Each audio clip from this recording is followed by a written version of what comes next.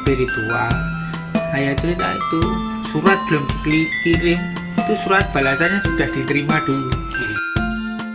Pengembangan tentang senjata, akhirnya pengembangannya itu sampai senjata cuaca. Jadi kadang-kadang rumornya di sana sampai dikembangkan tentang tornado dan segala macam. Tapi di Indonesia sendiri kan ada pawang hujan. Ya di Amerika itu ada alat itu kayak pemansar itu yang banyak powernya itu, dan itu bertenaga listrik sangat tinggi, itu namanya HARP itu yang sebagai manipulator cuaca itu kan penelitiannya di situ. Itu kan sebenarnya tingkat tinggi itu. Ya itu kalau yang pasang itu menggunakan prinsip air. Di air itu basok dianu itu ya yang belah ning engko nek wis batuk lagi.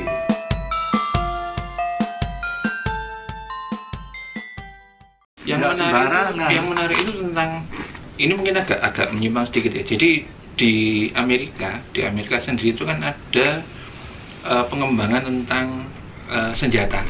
Akhirnya pengembangannya itu sampai senjata cuaca. Jadi kadang-kadang rumornya di sana sampai dikembangkan tentang tornado dan segala macam. Tapi di Indonesia sendiri kan ada pawang hujan. Tahun 2005 kalau nggak 2004 itu ada event golf internasional di Jakarta. Ketika golf itu terjadi kan katanya dari BMKG dan segala macam itu aman gitu kan. Akhirnya disegerakanlah acara itu. Nggak tahu kenapa itu hujan. Akhirnya bingung semua. Terus si panitia yang lokal ini ngundang pawang hujan.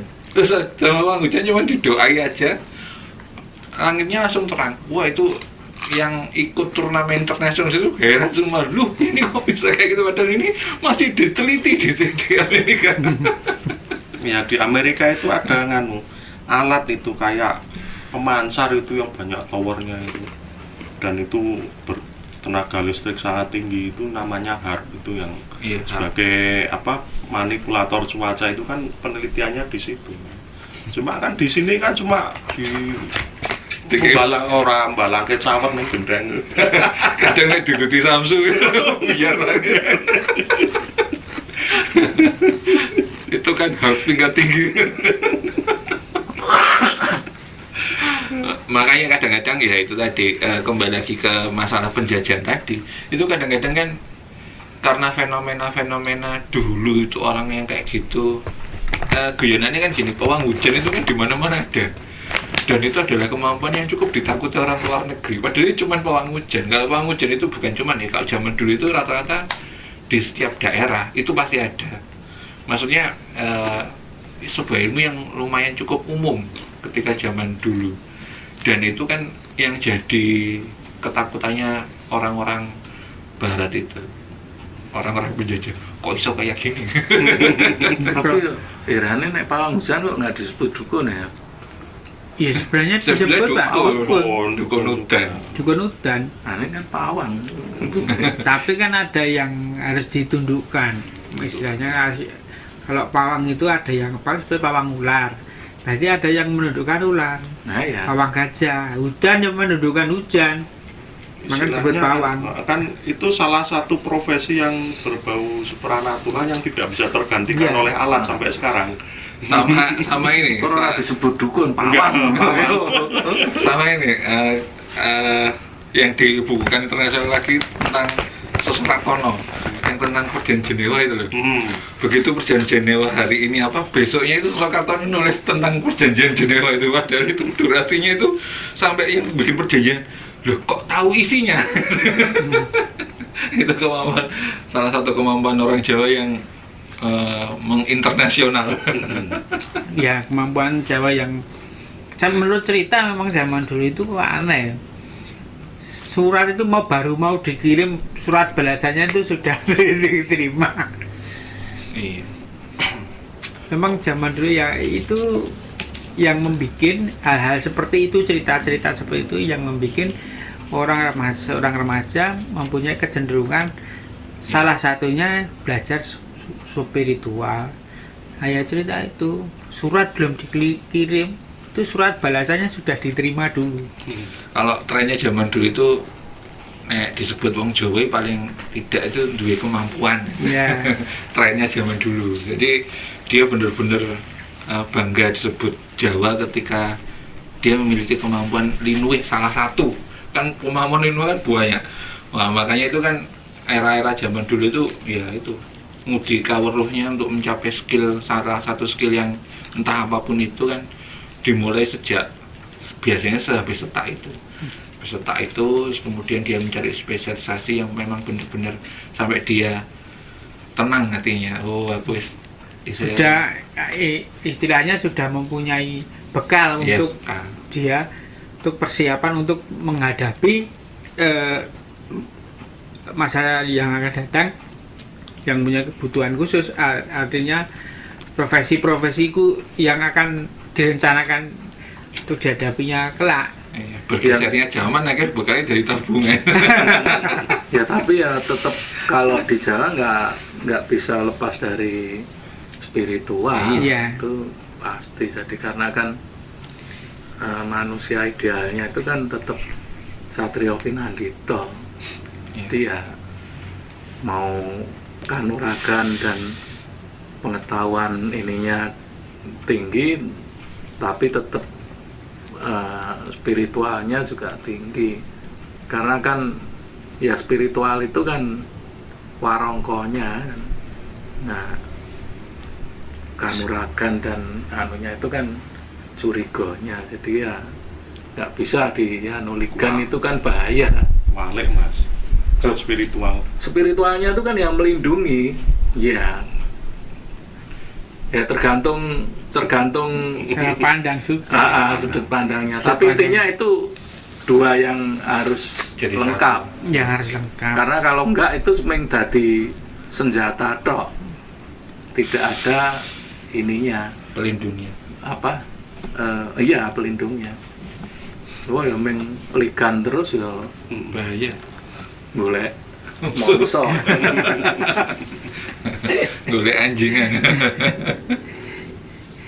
Nah, itu sudah ya kemungkinan terus menginjak turun gunung atau pengaplikasian mungkin bisa dibahas tentang kanuragan dulu Mbak. Oh, kanuragan Kan dulu. banyak macamnya kan. ya.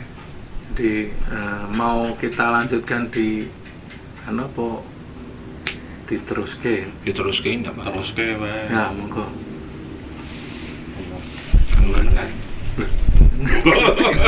pakare.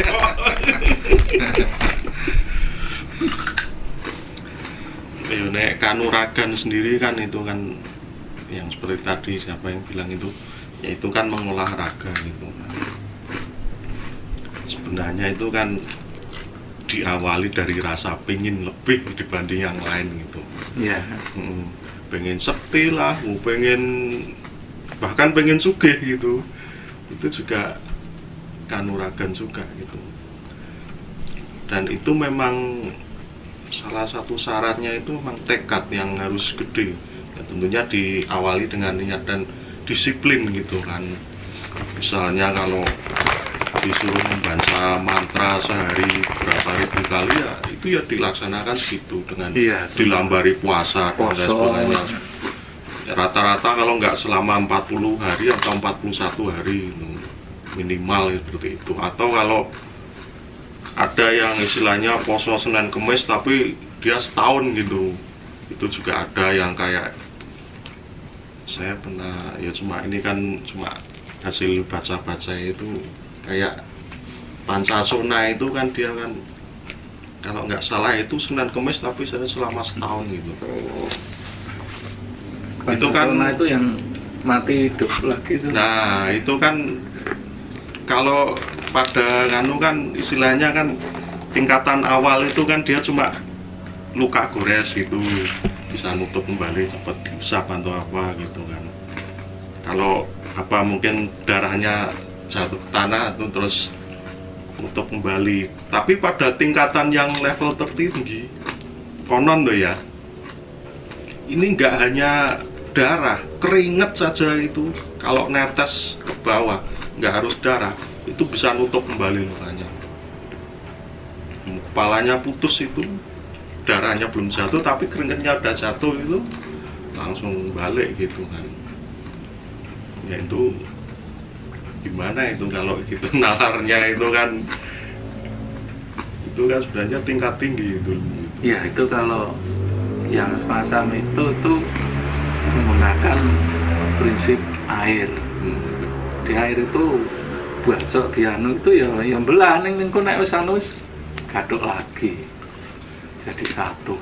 Iya, cuma ya memang karena yang namanya ilmu itu kan kalau bagi saya itu ya tidak ada hitam dan putih kecuali pada aplikasinya, dia untuk kesehatan atau dia untuk kebaikan, dan juga istilahnya syarat-syaratnya itu dia menggunakan istilahnya sebuah pengorbanan makhluk hidup atau enggak, itu juga bisa jadi seperti itu kan. Ini juga masih konon katanya kan kalau Pancasuna itu kalau yang udah level yang tertinggi itu dia ini konon loh ya, ini dia pakai darah perawan itu sebagai anunya, itu ya konon itu. Perlu diselidiki sih. Makanya kan konon. Maksudnya darah perawan itu, perawannya itu diambil darahnya, apa darahnya perawan itu? Wah, ya udah keperawanan. Ini kudu diperjelas loh. Biar nggak bias. Soalnya darah keperawanan kan ya Gampang. rapati sadis. Rapati sadis. Murah gampang ban ora iso ya tetep perawan. Ya berarti kudune belajar nganu sih ke apa itu pengasihan dulu. Kasihan sih. Arep apa pengasihan ora mampu ya padha wae. Tapi memang anu sih, pemahaman saya tentang kanuragan itu tentang materi. Cuman bedanya gini, kalau di barat itu yang disebut materi itu adalah sesuatu benda yang dikumpulkan untuk memperbanyak jumlah massa badan, entah itu batu-batuan, entah itu mineral, entah itu apapun. Itu kalau di budaya barat. Tapi kalau di budaya timur, yang disebut materi ini adalah materi yang memang dilahirkan bersama. Itu bedanya materi gaya barat dan materi gaya Jawa. Jadi kalau materi gaya Jawa itu yang disebut materi itu ya yang lahir bersamaan ketika dia dilahirkan. Jadi istilahnya sangune urip itu wis tememplek bareng badannya. Makanya kalau kanuragan itu sifatnya masih ngudi materi badan ini.